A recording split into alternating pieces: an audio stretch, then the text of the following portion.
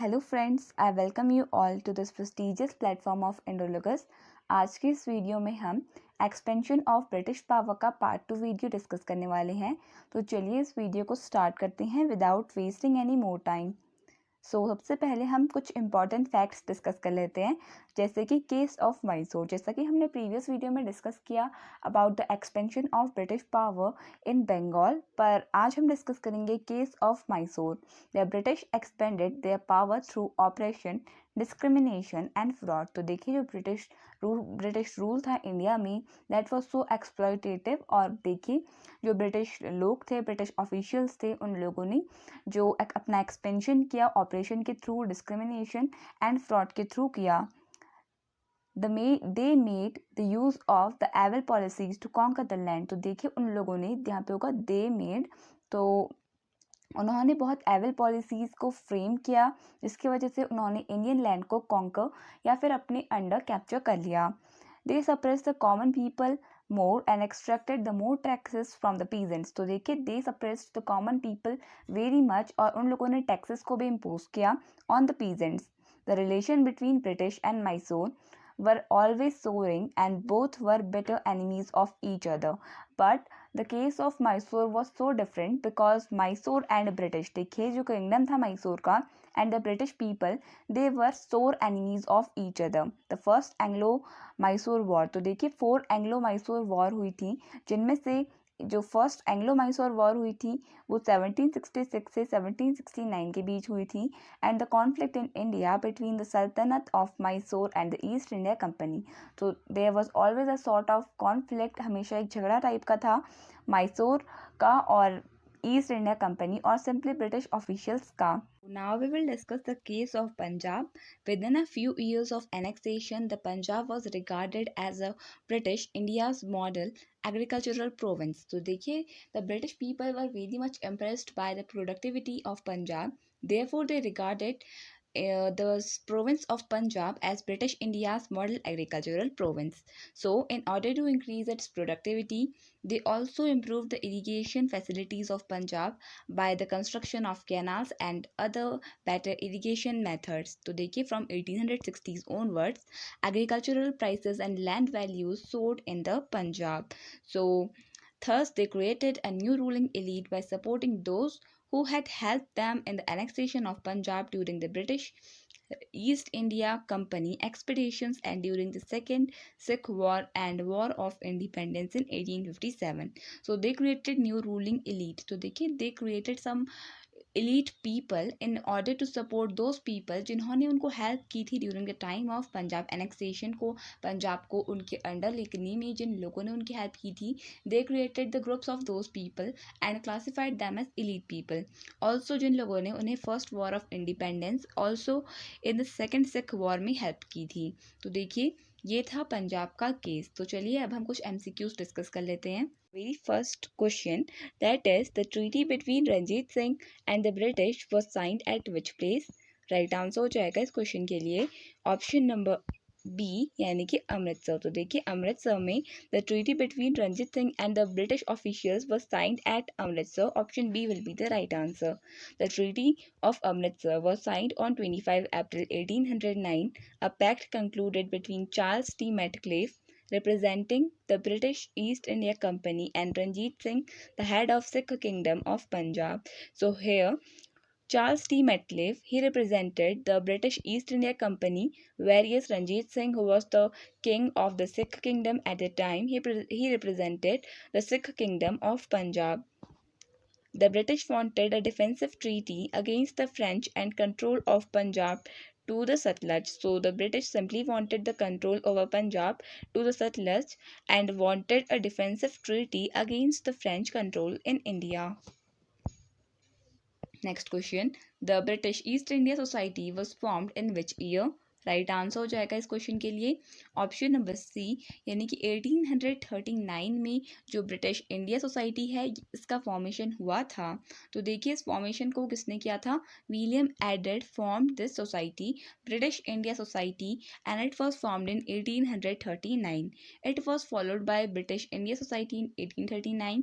British India Society was founded in 1839 in England. तो देखिए कहाँ पे फॉर्म हुई थी ये, इंग्लैंड में फॉर्म हुई थी with the efforts of William Adam, one of the friends of Raja Ram Mohan Roy. तो देखिए राजा Ram Mohan Roy, he was the founder of ब्रह्मो समाज, he founded it in the year 1828. तो जो ये विलियम एडम थे, he was one of the friends of Raja Ram Mohan Roy and formed the society in 1839. Next question. When the East India Company was formed, the Mughal emperor in India was. तो देखिए इसका right answer हो जाएगा option number D, यानी कि अकबर। तो देखिए जब ईस्ट इंडिया कंपनी का फॉर्मेशन हुआ था उस टाइम पर जो भारत में मुगल बादशाह थे वे अकबर थे। The East India company was established in 1600 during the reign of Mughal emperor Akbar, क्योंकि इनका जो रूलिंग टाइम था वो 1556 से 1605 तक था। The East India Company was an English company formed in December 31, 1600. It was started as a monopolistic trading body so that England could participate in the East Indian spice trade. तो देखिए जो east India company थी इसका formation around 31 दिसंबर 1600 में हुआ था, जब queen Elizabeth first ने एक चार्टर दिया था कि ये इंडिया में आकर ट्रेड कर सकते हैं। तो देखिए जो ईस्ट इंडिया कंपनी थी वो मेनली इंडिया में आई थी for the purpose of trade, and mainly वो स्पाइसेस, इंडियन स्पाइसेस का ट्रेड करने के लिए आई थी। Next question, the successor of Maharaja Ranjit Singh was. तो देखिए ये question 45th PPSC exam of 2002 में भी पूछा गया था। राइट आंसर हो जाएगा ऑप्शन ए, यानी कि Kharak Singh was the successor of Maharaja Ranjit Singh. Kharak Singh was the son of Ranjit Singh, the powerful lion of Lahore. Here Ranjit Singh is regarded as the Lion of Lahore who controlled Punjab for nearly 50 years. After Ranjit's death in 1839, assassinations and struggles for power prevailed.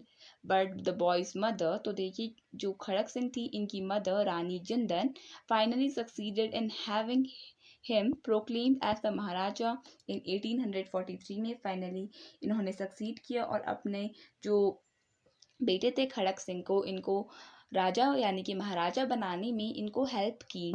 Next question, Hyder Ali was defeated at Porto Novo by which British ruler.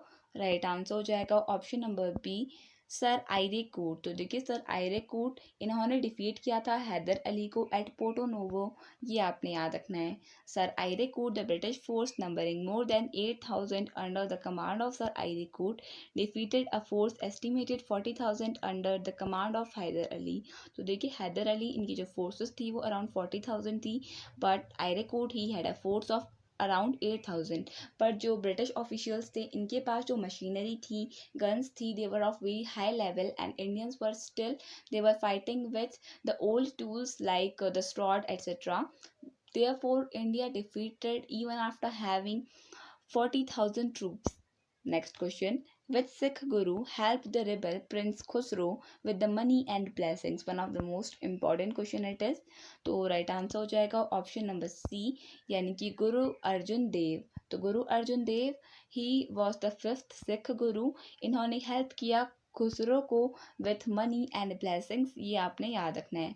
Khusro receive the blessings from the Guru Arjun Dev, the fifth Sikh Guru. Next question. A group of eunuchs and ladies dominated in the government under whom? Right answer हो जाएगा इस question के लिए option number ए, यानी कि मोहम्मद शाह के time पर a group of यूनिचर्स यानी कि किन्नरों और महिलाओं का एक समूह मोहम्मद शाह के टाइम पीरियड पर सरकार अधीन सरकार में हावी था, ये आपने याद रखना है। तो देखिए मोहम्मद शाह इनका रूलिंग पीरियड 1719 से 48 है। Spend most of his time in watching animal fight, people call him Rangila. तो देखिए अगर आपसे पूछा जाए हु वाज रिगार्डेड और called as Rangila in the past, तो राइट आंसर हो जाएगा Mohammad Shah, option number A. Due to his obsession towards wine and beauty and apathy towards administration, a group of eunuchs and ladies dominated in the Mughal Darbar during the regime of Muhammad Shah. Next question. Siraj-ud-Daulah was defeated by Robert Clive in the Battle of.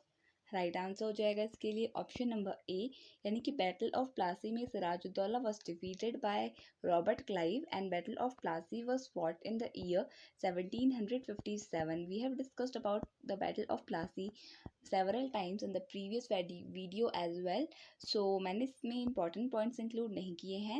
You can go and watch the previous video in order to know about the battle of Plassey in detail. Next question. Emperor Shah Alam II gave the Diwani of Bengal, Bihar and Odisha to the East India Company on which date? Right answer हो जाएगा option number ए, यानी कि 12 अगस्त 1765 को emperor Shah Alam to ने दीवानी दे दी थी बंगाल की, बिहार की और उड़ीसा की ईस्ट इंडिया कंपनी को. Diwani is simply a sort of right of collecting revenue और taxation from the peasants. Next question. तो देखते पहले यहाँ पे the Mughal emperor Shah Alam two granted the Diwani of Bengal, Bihar, Odisha to the East India Company in 1765 and the exact date is 12 August 1765. Option A will be the right answer. Next question. Who was appointed as the Deputy Diwan of Murshidabad in Bengal by Robert Clive after the Treaty of Allahabad? Right answer हो जाएगा option a, Mohammad Reza Khan.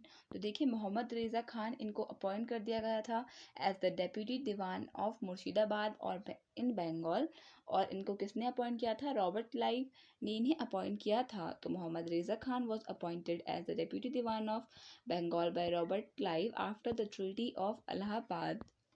Next question. Which of the following official associated with the local self government? Right answer है option D, यानी कि Lord Ripon. तो देखिए Lord Ripon इनको कहा जाता है as the father of local self government in India. He is the British official who is associated with the local self government. Lord Ripon is known to have granted the Indians first taste of freedom by introducing the local self-government in 1882 में. इन्होंने India में sort of local self government को introduce किया था, जिसकी वजह से इन्हें father of local self government भी कहा जाता है, यानी कि स्थानीय स्वशासन जो है उसे हम लोकल सेल्फ गवर्नमेंट को कहते हैं हिंदी में. Next question. Subsidiary alliance was introduced by whom? Right answer हो जाएगा ऑप्शन नंबर ए, यानी कि लॉर्ड वेलेस्ली ने इंट्रोड्यूस किया था सब्सिडरी अलायंस को इंडिया में. ये आपने याद रखना है. Option number a will be the right answer. तो देखिए the subsidiary alliance was a system non intervention policy used by the lord Wellesley who was the governor general to establish British empire in India. तो देखिए अगर हम बात करें इनके time period की, तो ये 1798 से लेकर 1805 तक था. ये आपने याद रखना है. तो देखिए subsidiary alliance and the doctrine of lapse, ऐसी बहुत सारी policies. It will take much time, so I will discuss all these topics in next video or in any another video. तो फिर भी मैं आपको सब्सिडरी अलायंस के बारे में सिंपल सा बता देती हूँ. तो सब्सिडरी अलायंस बेसिकली एक काइंड की ट्रीटी होती थी ब्रिटिश ईस्ट इंडिया कंपनी और जो इंडियन प्रिंसली स्टेट्स होते थे उनके बीच में, जहाँ पर जो इंडियन किंगडम्स होते थे उनको अपना sort of a part of their army उनको देनी होती थी to the British empire, so that they could use them whenever they fight or whenever they face a war with any other Indian princely state. और उस जो part of army होती थी उसका जो भी एक्सपेंस होता था वो British officers Indian princely state से ही मांगते थे. सो देखो ये क्या होता था, it was also a major process that was the building.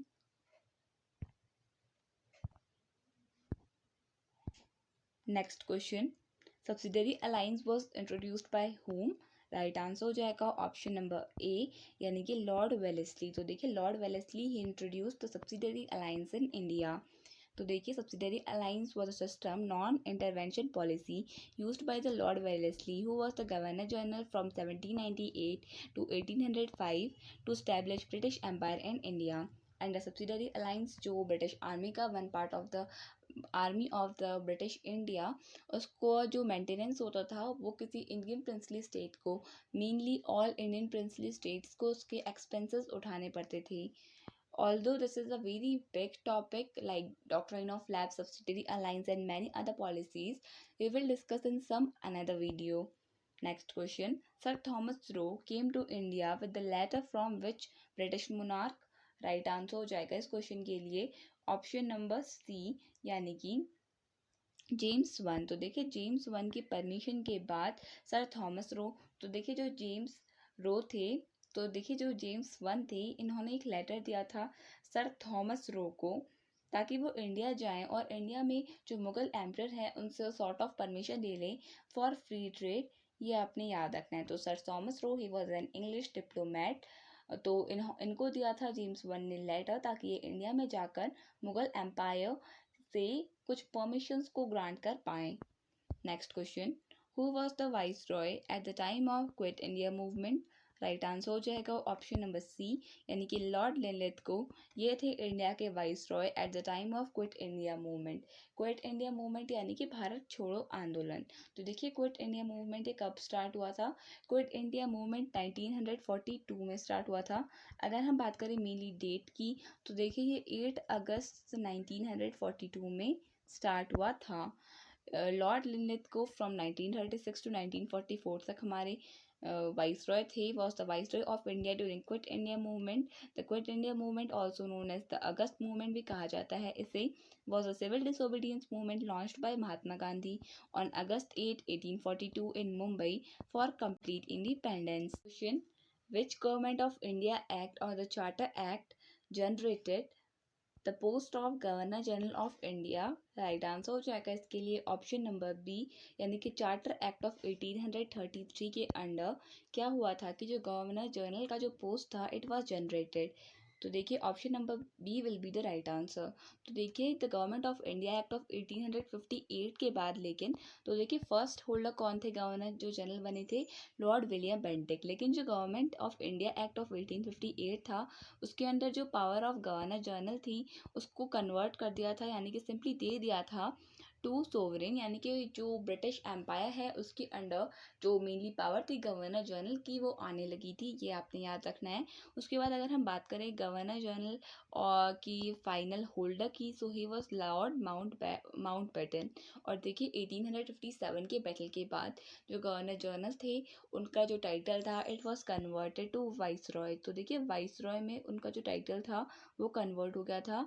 Viceroy और गवर्नर जनरल का एक सिंपल छोटा सा डिफरेंस ये है कि governor general they were independent of power, but जो वाइसरॉय थे they were under the British empire. तो मेन पावर ब्रिटिश एम्पायर के पास होती थी and they were just like puppet, but before that they were not like puppet, they had the supreme power of their own.